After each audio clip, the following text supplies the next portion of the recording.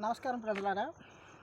ఈరోజు ఆంధ్రప్రదేశ్లో రాజకీయాలు చూస్తే మరీ దారుణంగా ఒక్క జగన్మోహన్ రెడ్డి గారి మీద ఎన్ని కుట్రలు ఎన్ని కుతంత్రాలు చేస్తున్నారనేది ఈరోజు మనం చూడొచ్చు.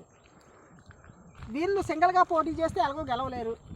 ఆయన ఎవరో పవన్ కళ్యాణ్ గారు అంటారు, ఇంకో 15 సంవత్సరాలు మేమే ఉంటాం, జగన్ రానియం అనేసి నచ్చినట్టు నోటికి వచ్చింది మాట్లాడుతుంటాడు. ఆయన తోలు తీస్తా, తొక్క తీస్తా, కీళ్ళు ఇరిచేస్తా, మక్కలు ఇరిచేస్తా. బారో బాబు, ఎవరికి ఇరిచేస్తారో బాబు?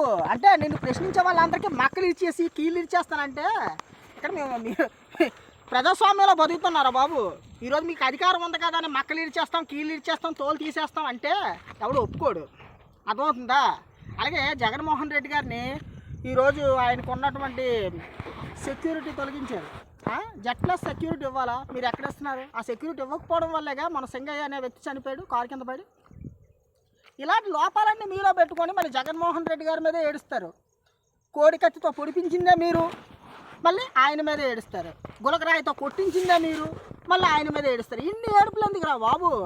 ఆయన చంపాలనే విశ్వ ప్రయత్నాలు చేస్తున్నారు. దేనికోసం? ఎవరి కోసం? 15 సంవత్సరాలు మేమే అధికారంలో ఉంటామంటే ఆయన అడ్డు లేకపోతే మీకు 15 సంవత్సరాలే, ఇంకో 30 సంవత్సరాలు ఉండొచ్చు. ఇదేనా మీ రాజకీయ నీతి? ఇదేనా ప్రజలకు మీరు చెప్పేది? అంటే మరి జనాలు ఎర్రోలు అనుకుంటున్నారా ఏంటి? పొరపాటున మీకు ఓటు వేసారో లేదో కూడా తెలియదురా బాబు, నాకు అర్థం కాదు.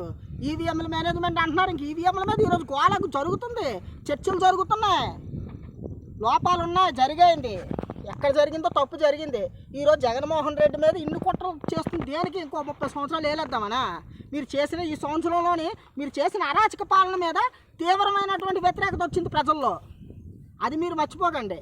అది కప్పిపుచ్చుకోవడం కోసం జగన్మోహన్ రెడ్డి మీదో, లేకపోతే మా అలాంటి కార్యకర్తల మీదో, లేకపోతే జగన్మోహన్ రెడ్డి గారి నాయకుల మీదో, వైఎస్ఆర్సీపీ నాయకుల మీదో, వీళ్ళ మీద ఏడుస్తారు. వీళ్ళ మీద మీ కుట్ర కుతంత్రాలన్నీ ప్రజలన్నీ చూస్తున్నారు. ఖచ్చితంగా మీకు బుద్ధి చెప్పే రోజు వస్తుంది.